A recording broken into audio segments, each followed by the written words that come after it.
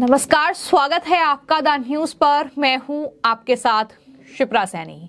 पिछले कई महीनों से हिंसा की आग में झुलसते मणिपुर को लेकर बड़ी खबर सामने आई है और पीएम मोदी और उनकी सरकार ने एक ऐतिहासिक उपलब्धि मणिपुर में हासिल की है। ये बड़ी जानकारी सामने आई है। दरअसल वहां पर जो उग्रवादी प्रतिबंधित संगठन है उसने शांति समझौते पर हस्ताक्षर कर दिए हैं। ये बड़ी जानकारी केंद्रीय गृह मंत्री अमित शाह की ओर से दी गई है और जाहिर तौर पर ये खबर विपक्षी दलों के मुंह पर करारा तमाचा है, जो लगातार मणिपुर को लेकर सरकार को घेर रहे थे। यहां तक कि चुनावी रैलियों में भी विपक्षी नेताओं ने मणिपुर का जिक्र किया। कहा कि वर्ल्ड कप देखने आखिर पीएम मोदी क्यों गए, मणिपुर जाना चाहिए था। ये तमाम आरोप जो हैं वो सरकार पर लगाए गए, लेकिन अब ये बड़ी खबर मणिपुर को लेकर सामने आई है, जहां पर मोदी सरकार ने ये ऐतिहासिक उपलब्धि हासिल की है। लगभग 6 दशक के बाद जो ये संगठन है, प्रतिबंधित संगठन है यूनाइटेड नेशनल लिबरेशन फ्रंट, जिसने शांति समझौते पर हस्ताक्षर किए हैं और हिंसा का रास्ता त्याग दिया है।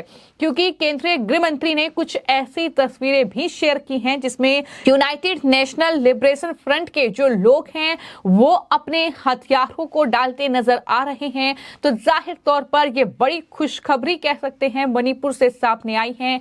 मणिपुर में पिछले कई महीनों से लगातार जिस तरह की खबरें सामने आ रही थी, जिस तरीके से विपक्ष मणिपुर पर राजनीति कर रहा था और ये कह रहा था कि दरअसल ये डबल इंजन की सरकार की बात करते हैं, लेकिन मणिपुर में वो पूरी तरीके से फेल है। क्योंकि मणिपुर में भी बीजेपी की सरकार है और केंद्र में भी बीजेपी की सरकार है। तो ऐसे में विपक्ष लगातार मणिपुर को लेकर राजनीति कर रहा था, लेकिन अब केंद्रीय गृह मंत्री अमित शाह ने ये बड़ी जानकारी दी है और ये बताया है कि मणिपुर में बड़ी संख्या में प्रतिबंधित जो संगठन हैं उसने हिंसा का रास्ता त्याग दिया है और यूनाइटेड नेशनल लिबरेशन फ्रंट ने अब नई दिल्ली में शांति समझौते पर हस्ताक्षर कर दिए हैं। और अमित शाह ने इसे पीएम मोदी के नेतृत्व में केंद्र और मणिपुर की सरकार की एक ऐतिहासिक उपलब्धि करार दिया है और साथ ही ये भी कहा है कि पूर्वोत्तर भारत में अब युवाओं का भविष्य बेहतर होगा, युवाओं को बेहतर भविष्य मिलेगा, इसकी उम्मीद उनकी तरफ से जताई गई है।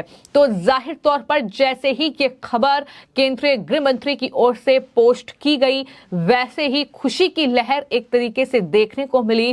तमाम लोगों ने इस पोस्ट को शेयर किया है और ये जिसमें बताया गया है कि एक ऐतिहासिक उपलब्धि हासिल हुई है। पूर्वोत्तर में स्थायी शांति स्थापित करने के मोदी सरकार के जो तमाम प्रयास थे उससे जुड़ा ही ये एक अध्याय है। कहीं ना कहीं यूनाइटेड नेशनल लिबरेशन फ्रंट वो एक संगठन जो कि जिस तरीके का उग्रवाद लगातार मणिपुर में फैला रहा था और साथ ही साथ जिस तरीके से लगातार हिंसा वहां पर चल रही थी, लेकिन इन सब के बीच जो मणिपुर के मुख्यमंत्री हैं वो पहले ही ये कह चुके हैं कि हम यूनाइटेड नेशनल लिबरेशन फ्रंट के साथ लगातार बातचीत कर रहे हैं, शांति समझौते की ओर हम बढ़ रहे हैं और उस पर आखिरकार मुहर लग गई है। अब मणिपुर में शांति बहाल होगी, अब मणिपुर के युवाओं का भविष्य अच्छा होगा, अब मणिपुर में हालात बदलेंगे। ये उम्मीद जो है इसी समझौते के साथ जताई जा रही है और मणिपुर की पहाड़ियों के सबसे पुराने सशस्त्र समूह यूएनएलएफ ने हिंसा के रास्ते को छोड़कर मुख्य धारा में आने के लिए हामी भर दी है। ये अमित शाह की ओर से पूरा पोस्ट है जिसमें जानकारी दी गई है।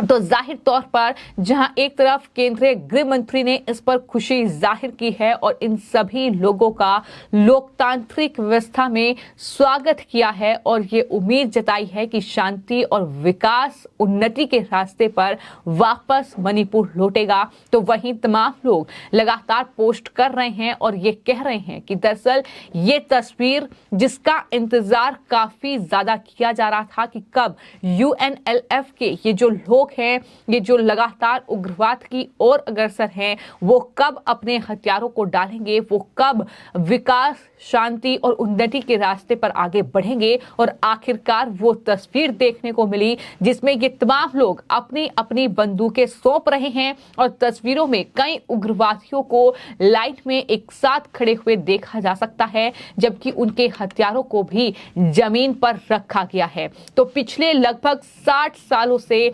मणिपुर में ये जो उग्रवादी संगठन था, ये जो अलगाववादी विचारधारा वाला संगठन था, ये काफी ज्यादा एक्टिव था, जिसकी स्थापना 24 नवंबर 1984 को हुई थी। और यही वजह है कि जब प्रयास हुए इन्हें मनाने के, बातचीत हुई, तो उसमें एक बहुत बड़ी सफलता जो है वो मणिपुर में बीजेपी सरकार, जो मुख्यमंत्री हैं उनकी, और साथ ही केंद्रीय गृह मंत्री से लेकर देश के प्रधानमंत्री की जो कोशिशें थी कि मणिपुर में किस तरीके से शांति बहाल की जाए, उसकी ओर कहीं ना कहीं ये एक बहुत बड़ी और ऐतिहासिक उपलब्धि मोदी सरकार ने हासिल की है। क्योंकि विपक्ष कहीं ना कहीं ये आरोप लगाता रह गया कि मणिपुर में इस तरीके से हिंसा हो रही है, मणिपुर में दो समुदाय आपस में लड़ रहे हैं, मणिपुर के लोगों की सुध पीएम मोदी नहीं ले रहे हैं। लेकिन पीएम मोदी भले ही मणिपुर ना गए हों,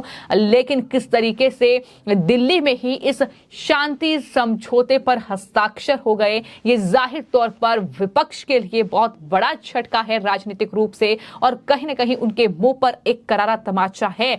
वो इसलिए क्योंकि शीतकालीन सत्र की शुरुआत हो रही है और हो सकता था कि मणिपुर के मुद्दे पर एक बार फिर से सरकार को घेरने की कोशिश हो, इस सत्र को खराब करने की कोशिश की जाए। लेकिन उससे पहले ही ये एक बहुत बड़ी उपलब्धि जो जाहिर तौर पर सरकार गिनाएगी, ये हासिल की गई है। मैं आपको ये बता दूं कि इसी साल मैतेई समुदाय की अनुसूचित जनजाति यानी एसटी दर्जे की मांग के विरोध में पहाड़ी जिलों में आदिवासी एकजुटता मार्च आयोजित किए गए थे, जिसके बाद से राज्य में हिंसा भड़की, करीब 180 लोग मारे भी गए।